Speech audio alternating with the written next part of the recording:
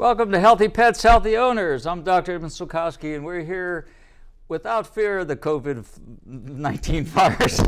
I'd like to welcome, I'm sorry about that. I just think that things are out of control right now. But anyway, that's my personal opinion. But let's get to the point of the show today. Let's welcome today Pastor Steve Dunlap. So Steve, normally I shake hands to my guests, but we're not going to do that today. We do elbows? We're not even going to do that. Okay.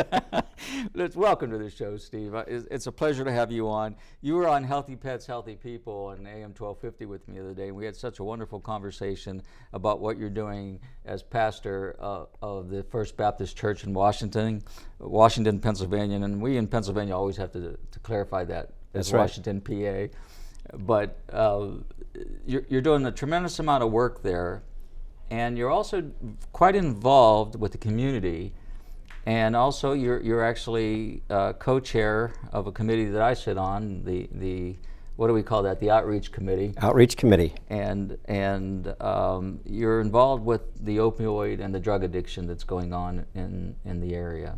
That's correct. And so I thought it was so important to ask you to come on to Healthy Pets, Healthy Owners to expose the community to you and what your church and collectively what all the churches are doing, because you have this program where you meet with all the different pastors and the different religious groups and get together to try to fight this and combat this problem. It's probably much bigger than the virus problem. That's right. That's right. So a little bit of background, Steve. How long have you been a pastor? I've been pastoring full-time since 2006. And did you always have that calling when you were growing up? No, not really. I mean, for much of my life, I was in business. I had a Domino's Pizza franchise and been involved in some other things, but kind of felt the calling later in life. And the pastor of First Baptist Church at that time, in 2002, called me into ministry, and I prayed about it and talked with my family and friends and members of the church, and all agreed that that's something I should do. And so I went back to school and got a couple more degrees, and I'm a full-time pastor now. So I always have this question in my mind, and I think people confuse this. Is there a difference between religion and faith? Well, I think so. One of the things we talk about is religion can be very ritual-based, and it's kind of a man striving to reach God. But I'd say faith or Christianity is really about God's trying to reach us, humanity. And so faith is really, I think, a lifestyle. You know, when you believe in God and He leads us to do certain things, you try to live your life that way. Does that mean you try to live a perfect life? Or? Well, there's only one that's perfect, and that's God. I am far from perfect. You can ask my wife and kids.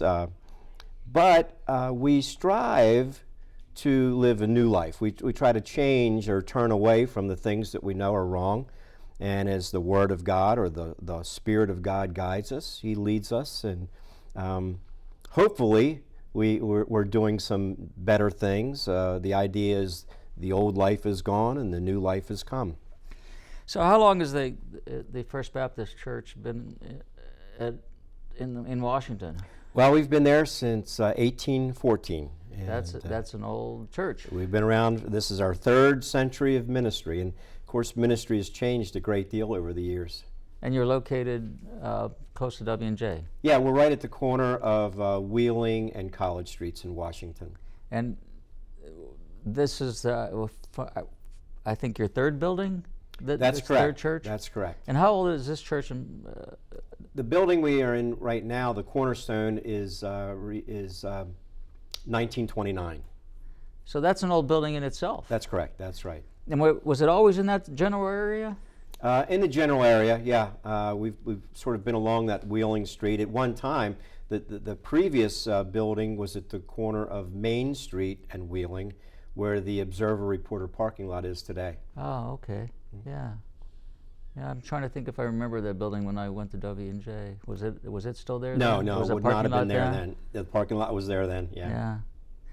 So you're not that old. Yeah, I was. You know, that's funny you bring that up. This morning I was thinking about it, and I started to think. You know, you realize that you're getting old when you start to realize that you're starting to see it all. That's right. That's you know what I mean? But anyway, that's funny that you brought that up. So this calling that you had, was it something that just appeared one day and you thought, my faith is so strong that I should be helping to educate people? Well, we have an interesting story. I moved to Washington from Baltimore in 1987.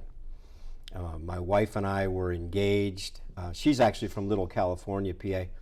We came here we bought the Domino's Pizza franchise. And so we started attending First Baptist Church because she was raised as a Baptist. And over the years, we had children, and we started getting involved in teaching Sunday school, and as they got older, youth group. And so church life was very much part of our family life. And then I began teaching Sunday school. I was a deacon, and began feeling these urgings. In fact, my wife even asked me one time, she said, if you could do anything in the world, anything at all, what would you do? And I said, I think I'd probably go into ministry. And but at the time I thought, I don't know if I can really do that this late in life. Of course, seems like God had other plans. And so we did feel the call, felt that God was calling me into ministry, and it was confirmed by other people. And so again, went back to school, and here we are. Yeah, I think it is a calling. I don't think the average person can get up and do what a pastor does. I saw myself as having a calling into medicine, and I'm kind of a preacher in that sense. Sure. About health and wellness and ways to obtain that. I couldn't see myself being in front of a pulpit, although I feel that I have strong faith. Sure. But I don't think that I could get on a pulpit and begin to preach. But that calling, I think, has a purpose. And then you take that calling and do something with it. And you've done that with your life, because you had a time in your life when there was a downturn. And sometimes when these downturns happen, as we well know, we collapse. That's right. And never come back from it. But your downturn, you turned around. Can you tell us, our audience, if you don't mind, a little bit about that? And you can go into as much detail as you want. No, that's fine. There was a time in my life when I was actually quite young that I had a pretty good idea of what I thought God's will for my life was, but it turned out that really wasn't so. And I had a relationship that broke up, and I became angry at God. And the way I acted out on my anger was to turn to alcohol and drugs. So that you needed a release from that anger. And the way you found that release was to take yourself out of the moment. Yeah, I guess in some ways, and I think this is what happens with some folks with addiction is we want to be numb to the pain, numb to the sorrows and things like that. And so we numb ourselves or try to escape through alcohol, drugs. Some people use other means. But for me, it was sort of a little bit of escape from that pain. How long were you in that mode of trying to escape? I had a period of almost 5 years of actually a period where alcohol and drugs took everything, where I had lost an apartment, lost a car, lost several jobs, and even for a period of time became homeless. So you almost found yourself in oblivion as a result of trying to numb yourself. Yeah, I was the proverbial prodigal son. I had a loving, a wonderful upper middle class family. Was raised going to the church. I was a Christian, and yet I was, because of this anger and inability or immaturity and able to deal with my situation, turned to something that was a lie. The promise of drugs and alcohol really is a big lie. It destroyed my life rather than making anything better. That 5-year period is actually a fairly difficult period of time to recover from, because your body chemically becomes adjusted to that. That's right. And then there's a chemical demand as well as that emotional demand you're talking about. I'm guessing that those negative emotions are really what was the initiative, the prompt you into that. But I mean, I don't think, and you correct me if I'm wrong, I don't think people suddenly start drinking alcohol to the point where they're drunk all the time because they've never sipped alcohol before. That you probably were a social drinker. You drink a drink or two, you get a little buzz, but you feel good when you get that little bit of buzz. Sure. And then all of a sudden, you're now feeling sorry for yourself. Did you feel sorry for yourself? Would you say that was the situation? Yeah, I think one of the things that happened, at least for me, I would use alcohol or drugs, and actually, oftentimes when you're using, you're actually having fun, but the next day, when you're hungover or maybe you missed work, what ends up happening is, although you're having fun, you're not very happy. And there's a difference between fun and happiness. I was not happy with the person that I had become, even though when I was out partying, I was having fun. So you saw those in the moments that you weren't under the influence. That's right, because eventually you do sober up, and then you start carrying guilt, shame. You realize that you're not. I mean, for me, I wasn't happy with my life. I wasn't nearly where I wanted to be. I wasn't the person that I thought I ought to be. And yet that guilt and shame, it was part of the cycle that would drive me back to using, because I didn't want to face myself, and so I would turn back to the alcohol or drugs again. For some people, your situation was alcohol and medication, drugs, whatever. Some people, it's food. That's right. So it's amazing how this chemical change within the body happens, and then now there's a physical dependency along with that emotional dependency. But there was a point where you turned that around. That's right. And we're going to take a little break here. When we come back from our break, I want you just to tell us a little bit about what that point was, and then we're going to talk about how your life totally changed, and now how the church is involved in helping the community with such things as your NA, your Narcotics Anonymous group that comes and uses your facility, and the dinners that you have and so forth, and your involvement with the Washington County Drug and Alcohol Coalition. Be happy to. We'll be back here in a minute at Healthy Pets, Healthy Owners with Pastor Steve Dunlap.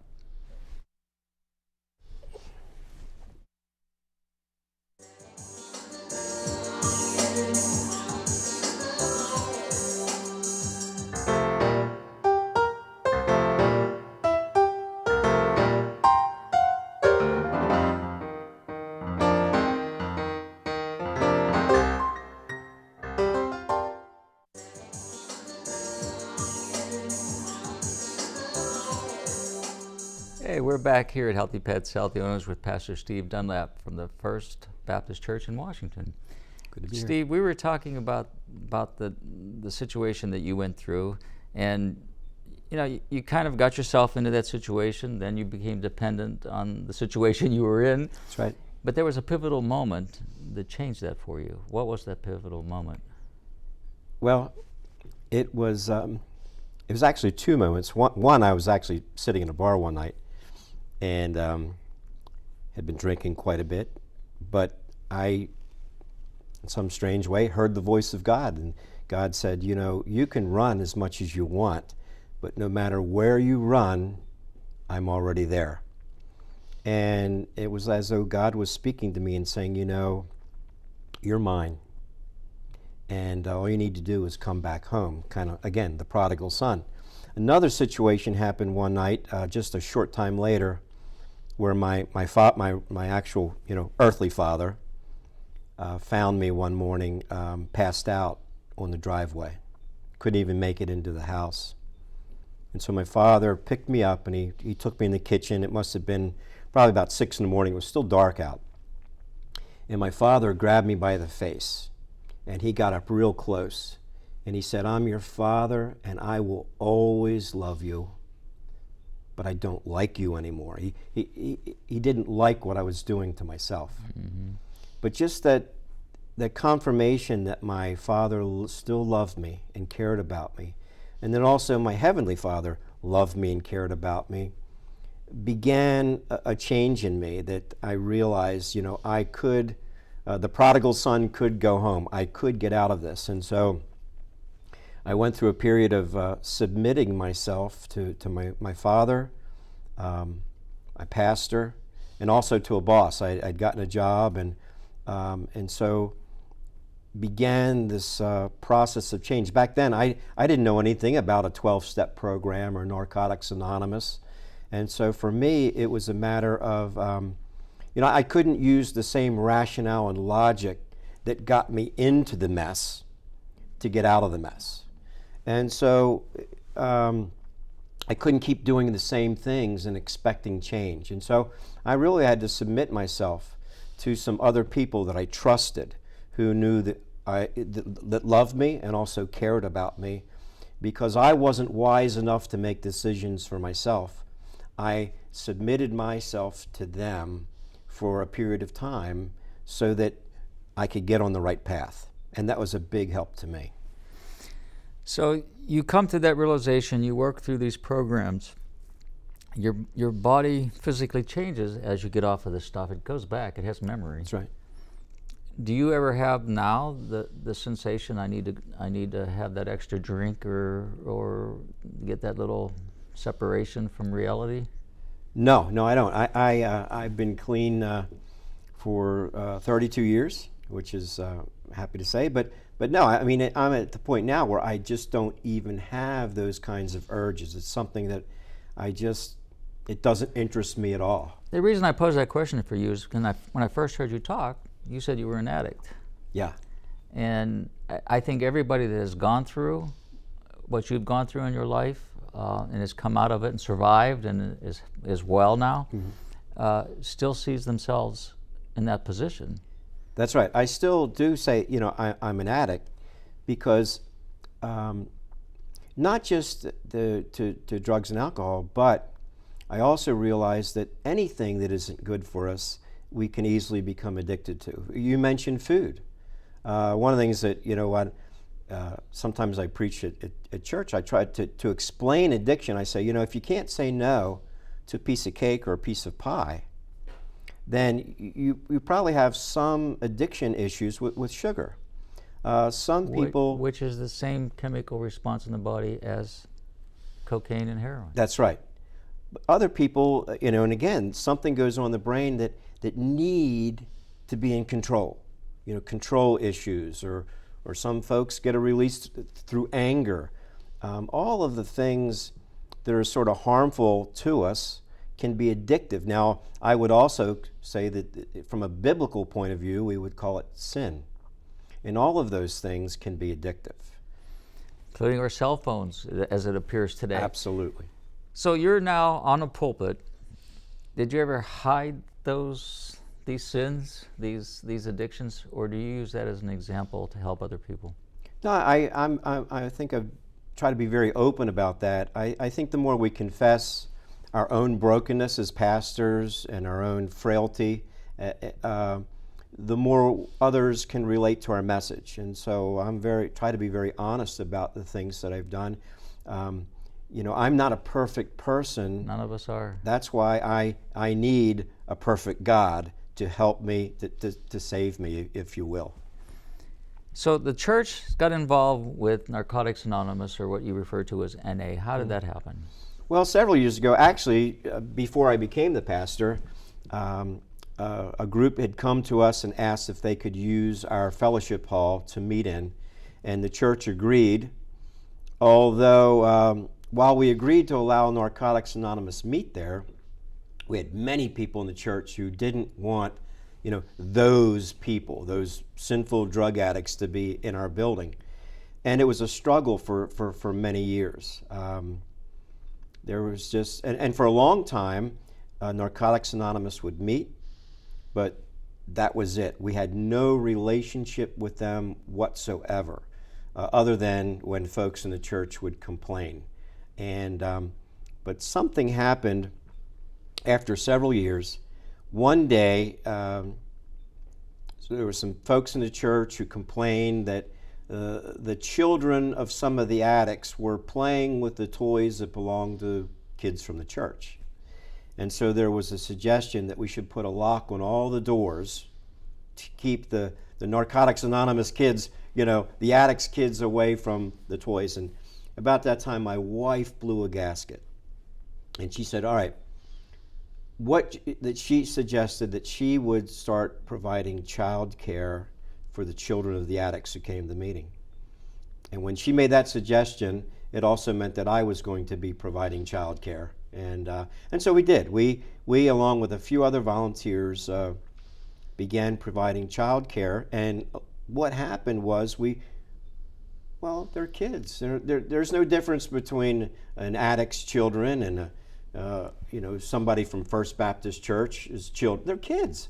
And we fell in love with these kids.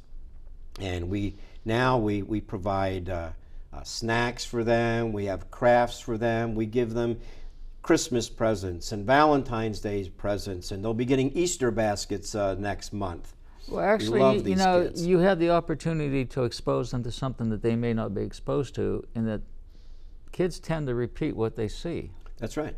And now you're showing them a whole other side of life. Well, one of the things it's interesting because not only do we deal with the children, we also have an opportunity to meet their parents when their parents bring them. And several times the parents have said, I wasn't going to come to the NA meeting tonight, but my daughter said, Mommy, are we going to go to church tonight? Because the kids really love coming. And so we have this relationship with the kids. We're building a relationship with the parents. And what happened was we began to realize that this group of a large group of people, 150, sometimes as many as 200 addicts would come into our church. And we should be going down there and getting to know them. We should build relationships with them. And so not only did we do the child care, we began intentionally building relationships with these folks who were coming. I say addicts, but really folks who were in recovery.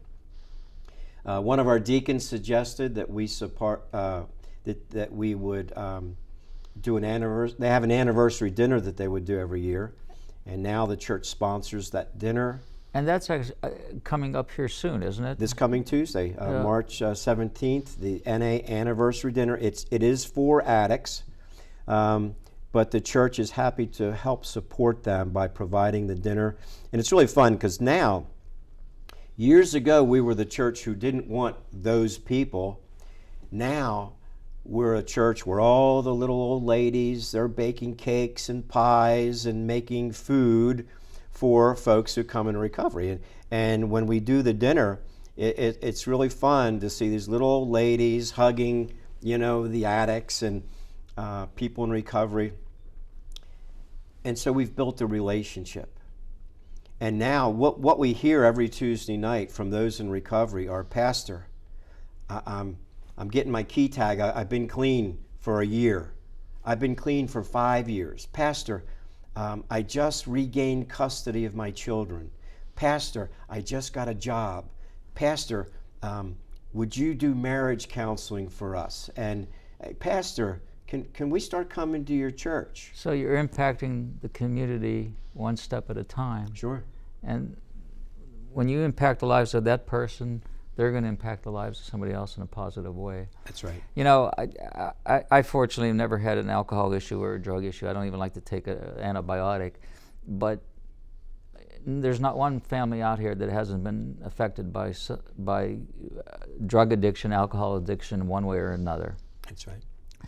And your church, along with all the other churches around here and Washington County, are extending this community outreach program to educate people. And that's in fact why I asked you to be on this show, because we need to get the message out there. How did you get involved with Washington County Drug and Alcohol Coalition?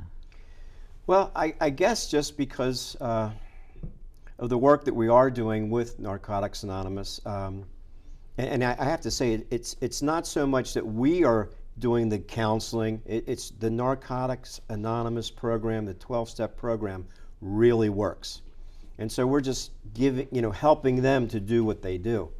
But the word has gotten out that we're involved in this kind of work, and so Washington County has asked me, as well as you, on the outreach committee, to try to reach out to more organizations, not just churches, but businesses, schools, to get the word out that when we hear about addiction, we all know the dark side. That's all we see on the news is the dark side. Right. But you rarely hear the stories because people don't want others to know that they're addicts, and so the anonymity. So you don't often hear those stories of people who have gotten through it, people who've recovered. They're still an addict, but they're able to arrest those urges, and they are able to move on with a productive life and stay clean, stay away from drugs and alcohol. So what in effect the goal is to give hope. Absolutely. Hope through education and understanding.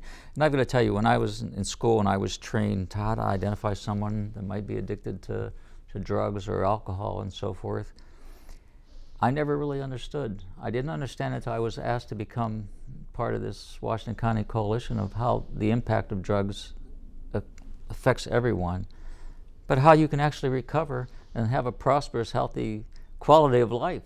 And that's what I think we're all striving to do, is to have a quality of life. That's what we're seeing. The Washington County provided something called Project Refuge probably about 5 years ago. When I went to that, it was an education for me. I had always thought that addiction was just, somebody making poor choices. I didn't really understand the disease or the sickness and how drugs and alcohol change the brain. And so, we don't really think rationally. One of the things I needed to do was get educated to understand that folks who are addicts, we shouldn't be writing them off. There is help available. They can change, and we have great resources in Washington County. And we have some great advocates like District Attorney and so forth. Absolutely. Gene Vitone, who's been on the show a number of times. But we've seen people come in and say how education and somebody caring. That's right. Like yourself at the church. It takes a lot to talk about your past history. It's not easy to talk about yourself, especially in something that might have been thought of as being negative. But by you doing that, you're really impacting a lot of people, in my opinion, because you're using yourself as an example that you've overcome it, and they can too. That's right. So. When I went into ministry, there was lots of people who knew me back in the day when I was using, and they'd say, how can this be? How can you be a minister? And I said, God is in the business of redeeming people and changing people. The old life is gone, new life has come. Here. And if I believe that, I believe that is possible for every addict. And you're absolutely right.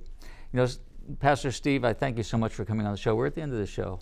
And I thank you for so much for coming on and exposing our audience to what you're doing at the church and what the coalition is doing as well. Pastor Steve Dunlap from First Baptist Church in Washington, PA. Thank you so much for watching. Remember, a healthy pet is a happy pet. When you're healthy, you're happy as well. We'll talk to you next time. Bye-bye.